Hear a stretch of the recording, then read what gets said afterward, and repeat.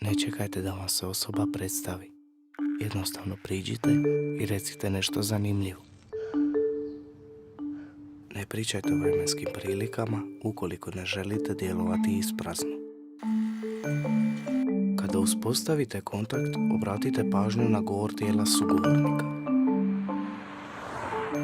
Pokazuje li vam osoba nježnije dijelove tijela, na primjer zapešće i vrat, ili drži ruke prekrižene, a stopala usmjerena prema izlazu iz prostorije.